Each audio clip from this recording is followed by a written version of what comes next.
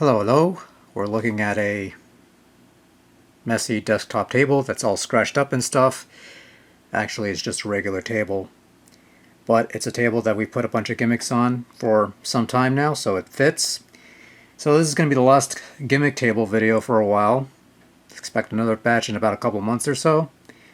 But in the meantime, I wanted to end on something that we looked at that's been featured on this channel ages ago. Now, for those of you who've been following this channel since the dawn of time, first off, my condolences. The second off, there's a fair chance you may have seen me cover this. This is the Techline Miracle X system. It is a Famiclone from Korea, and it has allegedly 500 built-in games. We looked at about 40 of them, and apparently there's like I did a re-up of this video. I did a new edit of the old video that we looked at. I think I uploaded it recently. If not, it'll go up sooner or later, but do check it out. It's a fresh upload, and also there's a couple extra bits that were added in. So, I guess. So anyways, what are we doing here? Well, we got a Famicom cartridge slot. I've got a nickel that's dragging on the thing. We're leaving that in because I already did this intro like 5-6 times, fumbled on words. I'm not doing it anymore. So I had this Pirate Castlevania 2 cartridge that I used to test this thing out, and it fits like that. But, and the thing doesn't want to. Oh shit! It's the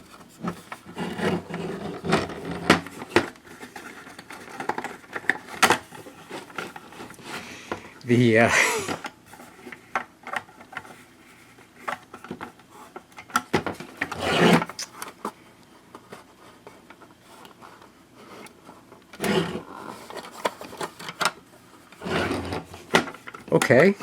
I wasn't expecting that. Okay, there's one side that's like there's no hinge. Okay. So I haven't touched this in a while. I just pulled it out of the box.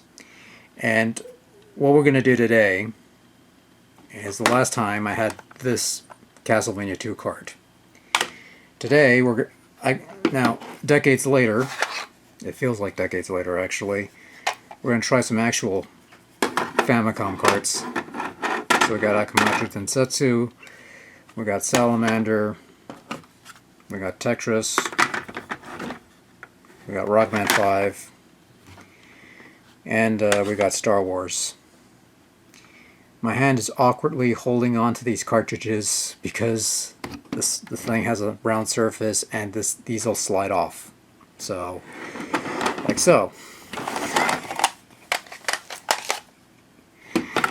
Should I be worried about this? There's nothing holding this there. It's just those two hinges. One hinge is lower. One hinge is looser than the other. So, here's the deal. I'm going to plug this in. I haven't tested this thing. I haven't touched this thing in well over a decade.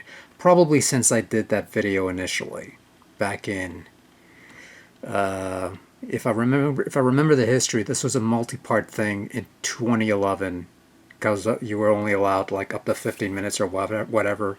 And then once that limit was removed, I eventually uploaded the entire thing, which ran for like almost an hour and a half, more or less. So, I don't know, humor me. But, yeah, so I'm going to try this out. If it works, you have a video and you're watching it now. If it doesn't work, I don't know, we'll try another gimmick fucking energy drink or whatever. I don't know. So I'm gonna plug this thing up. Hopefully it still works. Hopefully nothing blows up.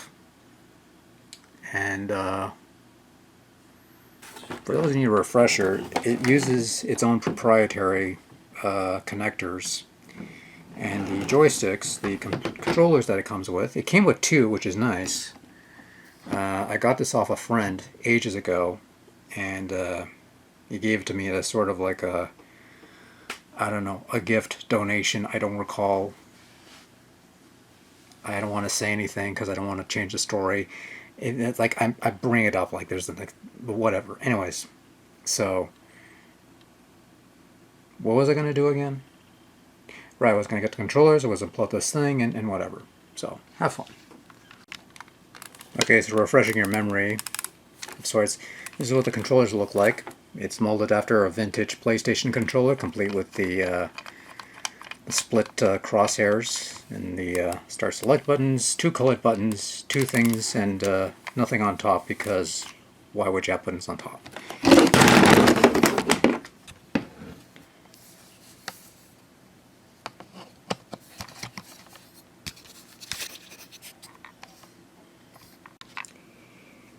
So, as you can probably tell,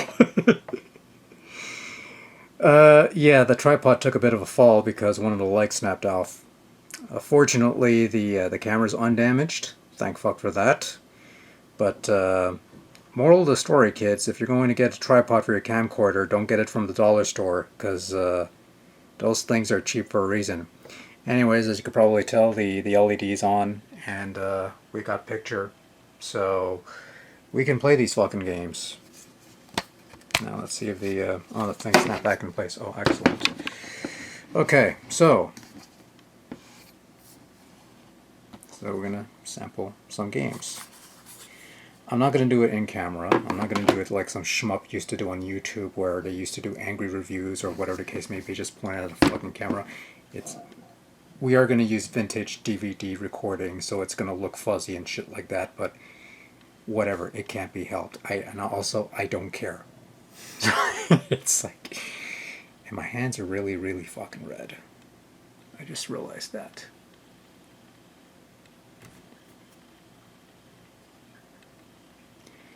This is why we're not doing these for another month or so, because I got shit falling apart on me, and also I need a vacation. I'm doing this just before I'm leaving.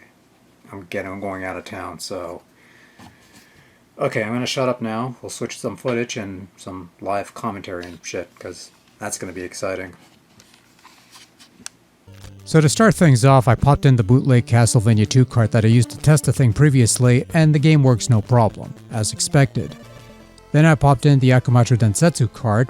Much to my amazement, the game did load up without a hitch, the extra instruments of VRC6 playing in full bloom, which is nice. But then, after about a minute of letting the intro play, this happens.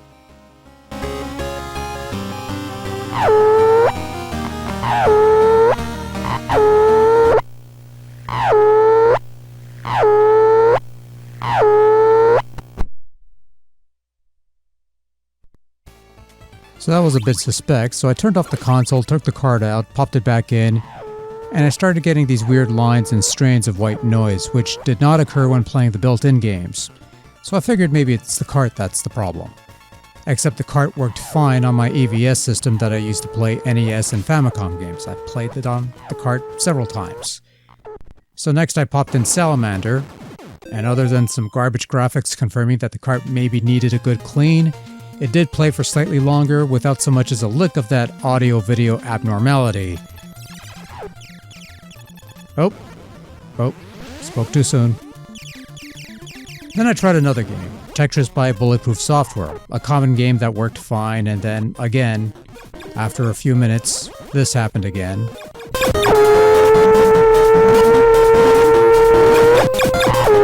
It seems to come and go every so often. It's not, there's no commonality, it just happens every so often. But it does happen, and it did get kind of annoying. So finally, I tried the one game that I figured any competent Famiclone worth its grain of salt should be able to play, and it does.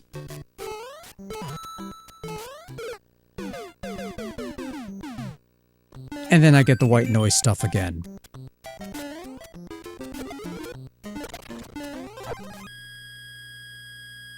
Oh, and it also freezes on me.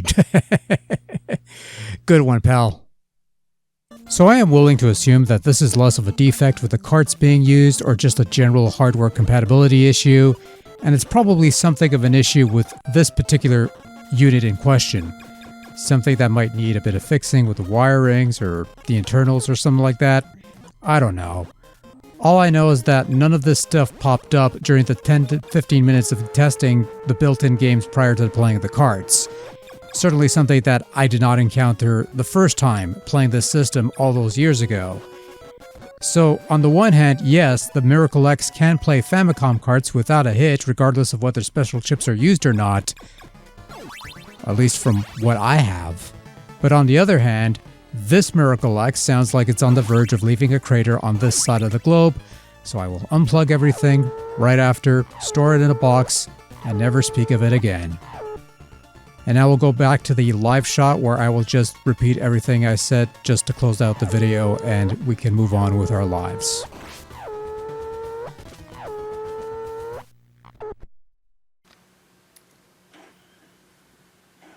So that was the Techline Miracle X playing actual Famicom games, and some weird lines show up, a bunch of weird noises happened. Maybe the unit's defective. I don't know if that actually is supposed to happen. If that's the case, maybe it doesn't want any Famicom carts from Japan and it only takes pirate carts or something like that. But I didn't have this problem with the Simon's Quest cart. But you try to play genuine Famicom carts on this thing, apparently. It could be just the unit that's defective. You know, some could argue it might be this thing, but I use that for the FC Twin and that works just fine. And I've never had anything. Now, that's something I've never not experienced. I'll tell you one thing though. I've sated my curiosity. I'm probably going to bury this back in the back room and never touch it again. But that thing really is stuck though. It's not coming out. Oh, I guess that's what'll happen with years of neglect. Years of neglect. I can't talk. This video is a disaster. The tripod falls apart. The cartridge lid won't pop back up into place, and I'm getting weird signals from my Famicom carts. And you're only getting brief samples because I paid quite a bit of money for some of these games, and I don't want to ruin them on account of this thing, which I got as a gimme, mostly as a lark, from a buddy ages ago. And I've sated that curiosity of whether Famicom games would work on this. On a good day, they probably would work on this thing. This is not one of those good days, but hey, Akamatsu Densetsu VRC6 games sound nice on here, so that's something, I guess. Anyways, I'm going to bed, and then I'm getting the fuck out of here. Good night. Bye.